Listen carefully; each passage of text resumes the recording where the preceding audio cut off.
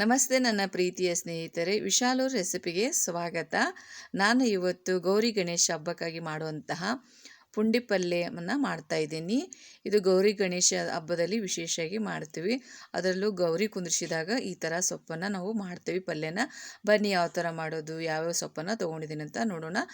ಇದು ರಾಜಗಿರಿ ಸೊಪ್ಪು, ಇದು ಪುಂಡಿ ಪಲ್ಯ, ಇದು ಕುಂಬಳ ಸೆದಿ, ಕುಂಬಳ ಎಲೆ, ಇದು ಕುಂಬಳೆ ಎಲೆ ನೋಡಿ ಈ ಥರ ಇರುತ್ತೆ. ಎಳೀದಾದ ಕುಂಬಳೆ ಎಲೆನ ತೊಗೋಬೇಕು. ತುಂಬ ಬಲ್ತಿರೋದನ್ನು ತೊಗೋಬಾರ್ದು. ಈ ಥರ ಎಳೀದಿರಬೇಕು, ಆ ಥರ ತೊಗೋಬೇಕು. ಇಷ್ಟು ಉಳ್ಳಾಗಡ್ಡಿನ ತೊಗೊಂಡಿದ್ದೀನಿ. ಉಳ್ಳಾಗಡ್ಡಿ ಪಲ್ಯ, ಇದು ಮೆಂತ್ಯ ಪಲ್ಯ, ಇದು ಕೆಂಪು ಹರಿ ಪಲ್ಯ, ಸಬ್ಬಸ್ಗಿ ಸೊಪ್ಪು. ಟೋಟಲಾಗಿ 7 ಥರ ಸೊಪ್ಪನ್ನು ತೊಗೊಂಡಿದ್ದೀನಿ ನೋಡಿ. ನೀವು ಬೇಕಂದರೆ 5 ಥರ ತೊಗೊಂಡು ಮಾಡ್ಬೋದು. ಇವಿಷ್ಟು ನಾನು ಇವಾಗ ಕ್ಲೀನ್ ಮಾಡಿ ತೊಗೊಂಡಿದ್ದೀನಿ ನೋಡಿ. 7 ಥರ ಸಪ್ರೇಟಾಗಿ ಇಟ್ಕೊಂಡಿದ್ದೀನಿ. ನಾನು ಈರುಳ್ಳಿಯನ್ನು ಯೂಸ್ ಮಾಡ್ತಾ ಇಲ್ಲ. ಇಲ್ಲಿ ಉಳ್ಳಾಗಡ್ಡಿ ಇದೆ, ಹಾಗಾಗಿ ನಾನು ಈರುಳ್ಳಿನ ಯೂಸ್ ಮಾಡ್ತಾ ಇಲ್ಲ. ಇವಾಗ ಇಷ್ಟು ತೊಗರಿಬೇಳೆನ ನೆನೆಸಿ ತೊಗೊಂಡಿದ್ದೀನಿ 1-2 ತಾಸು. ಜಜ್ಜಿರುವಂಥ ಬೆಳ್ಳುಳ್ಳಿ ಮತ್ತು ಹಸಿಮೆಣ್ಸಿಕಾಯಿ, 3 ಹಸಿಮೆಣ್ಸಿಕಾಯಿ ಚಿಕ್ಕದಾಗಿ ಕಟ್ ಮಾಡಿ ತೊಗೊಂಡಿದ್ದೀನಿ. ಇವಾಗ ಒಂದು ಕಡಾಯಿಗೆ 2-3 ಸ್ಪೂನಷ್ಟು ಎಣ್ಣೆನ ಹಾಕಿದ್ದೀನಿ.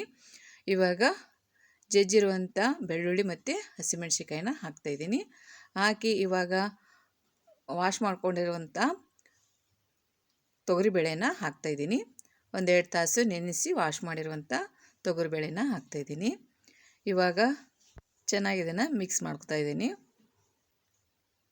1 ನಿಮಿಷ ಇದನ್ನು ಈ ಥರ ಎಣ್ಣೆಯಲ್ಲೇ ಬೇಳೆನ ಮಿಕ್ಸ್ ಮಾಡ್ತಾಯಿದ್ದೀನಿ. ತುಂಬಾ ಚೆನ್ನಾಗುತ್ತೆ ಇದು. ವಿಶೇಷವಾಗಿ ನಾವು ಗಣಪತಿ ಬಂದ ಮೇಲೆ, ಗೌರಿ ಕುಂದ್ರಿಸಿದ ಮೇಲೆ ಈ ಥರ ಮಾಡಿ ನಾವು ನೈವೇದ್ಯನ ಮಾಡ್ತೀವಿ. ಗೌರಿಗಾಗಿ ವಿಶೇಷವಾಗಿ ಮಾಡ್ತೀವಿ ನಾವು. ನೀವು 7 ಥರ ಇಲ್ಲ ಅಂದರೆ 5 ಥರ ತೊಗೊಂಡು ಮಾಡ್ಬೋದು. ಇವಾಗ ವಾಶ್ ಮಾಡ್ಕೊಂಡಿರುವಂಥ ಸೊಪ್ಪನ್ನು ಹಾಕ್ತಾಯಿದ್ದೀನಿ. ಇವಾಗ ರುಚಿಗೆ ತಕ್ಕಷ್ಟು ಉಪ್ಪನ್ನು ಹಾಕ್ತಾಯಿದ್ದೀನಿ. ಇದು ಕರಿಗೆ ತುಂಬ ಕಡಿಮೆ ಆಗುತ್ತೆ ಸೊಪ್ಪು ನೋಡೋಕ್ಕಿಷ್ಟಿದ್ರು, ಆಮೇಲೆ ಬೆಂದ ಮೇಲೆ ತುಂಬಾ ಕಡಿಮೆ ಆಗುತ್ತೆ. ಇದು ಚೆನ್ನಾಗಿ ಇವಾಗ ಮಿಕ್ಸ್ ಮಾಡ್ತಾಯಿದ್ದೀನಿ. ತುಂಬ ಟೇಸ್ಟಿಯಾಗಿ ಆಗುತ್ತೆ. ನಿಮಗೆ ಹುಳಿ ಬೇಡ ಅಂದವರು ಪುಂಡಿ ಪಲ್ಯನ ಕಡಿಮೆ ಯೂಸ್ ಮಾಡ್ಕೋಬೋದು. ಕರೆಕ್ಟಾಗಿ ಇದನ್ನು ಮಿಕ್ಸ್ ಮಾಡ್ಕೊತಾ ಇದ್ದೀನಿ. ಬೇಳೆ ಅದೆಲ್ಲ ಕರೆಕ್ಟಾಗಿ ಮಿಕ್ಸ್ ಆಗಬೇಕು. ಕೆಲವರು 3 ದಿನಕ್ಕೆ ಗೌರಿನ ಕುಂದಿರಿಸ್ತಾರೆ ನೋಡಿ. ಪುಂಡಿ ಪಲ್ಯ ಹಾಕಿದ ತಕ್ಷಣ ಈ ಥರ ಕಲರ್ ಆಗಿ ಚೇಂಜ್ ಆಗುತ್ತೆ ಇದು. ಕೆಲವರು 5 ದಿನಕ್ಕೆ ಕುಂದಿರಿಸ್ತಾರೆ, ಕೆಲವರು ಗಣಪತಿ ಬಂದ ದಿವಸನ ಗೌರಿನ ಕರ್ಕೊಂಬಂದಿರ್ತಾರೆ. ಇವಾಗ ಲಿಡ್ ಕ್ಲೋಸ್ ಮಾಡಿ ಇದನ್ನು ಬೇಯಕ್ಕಿಡ್ತಾಯಿದ್ದೀನಿ. ಇವಾಗ ಬೆಂದಿದೆ ನೋಡಿ. ಕೆಲವರು ಗಣಪತಿ ತರುವಾಗಲೇ ಗೌರಿನ ತೊಗೊಂಡು ಬರ್ತಾರೆ. ಒಂದೊಂದು ಮನೆಯಲ್ಲಿ ಒಂದೊಂದು ಪದ್ಧತಿ ಇರುತ್ತೆ. ಇವಾಗ ಕರೆಕ್ಟಾಗಿ ಮಿಕ್ಸ್ ಮಾಡ್ತಾಯಿದ್ದೀನಿ. ತುಂಬಾ ಚೆನ್ನಾಗಾಗುತ್ತೆ ಇದು ನೋಡಿ. ಈ ಥರ ಟೇಸ್ಟಿಯಾಗಿರುವಂಥ ಪುಂಡಿ ಪಲ್ಯ ರೆಡಿಯಾಗಿದೆ. ಇದು ವಿಶೇಷವಾಗಿ ಗೌರಿಗೆ ನೈವೇದ್ಯನ ಮಾಡ್ತೀವಿ ನಾವು. ತುಂಬಾ ಟೇಸ್ಟಿಯಾಗಿರುತ್ತೆ. ನೀವು ಇದೇ ಥರ ಒಮ್ಮೆ ಮಾಡಿ ನೋಡಿ. ಟೇಸ್ಟ್ ಮಾತ್ರ ಸೂಪರಾಗಿರುತ್ತೆ ನೋಡಿ.